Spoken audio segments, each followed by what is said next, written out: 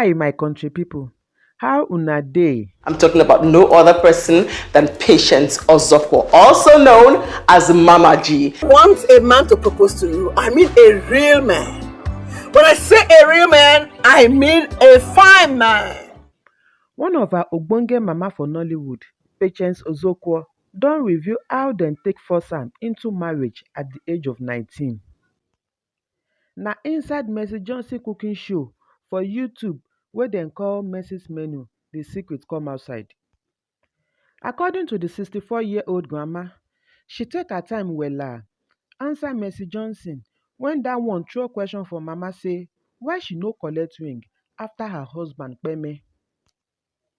Patience tok say she no fit dey combine taking care of her pikin dem come dey do lovey-lovey with another man. I actually wanted to remarry, but it was too late because my children were already grown and they pleaded with me and said, we know why you want to remarry, but we want to ask you to please stay for us. We're going to be your husband that will take good care of you.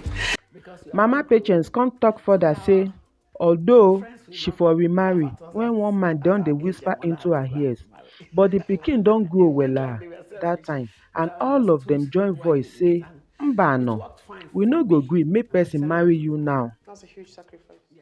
According to wetin the actress yarn, she say love still dey body but the pikin dem talk say age no dey for her side and sake of say dem no wan make her fans take that step disgrace am. Because we are all grown, so that our friends will not laugh at us at our age our mother had to go and marry. It looked like they were selfish, but I understood why they did it and it worked fine for me. I decided not to remarry. The pikin come tell dem mama again say dem go take care of am and do husband for am. The actress come advise say no sacrifice dey too much to do for the sake of family bond and relationship. Make I quote wetin Mama Patience talk here. According to her, they ask me to stay single for them so their friends will not laugh at them that at their age their mom still remarry, and I understand them. Though it was selfish of them, but I paid a huge sacrifice for them. No sacrifice is still huge for family. The actress wey everybody respect wella for entertainment industry marry when she bin dey 19 years old. Na year 2000 her husband kpain go yonder after the man battle with disease wey no dey comot for body until person die.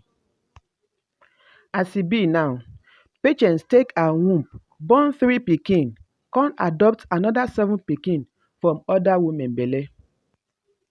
The mama say im remember how her parents force her go do I do at that shikini age wey im mate dey look for admission to higher institution.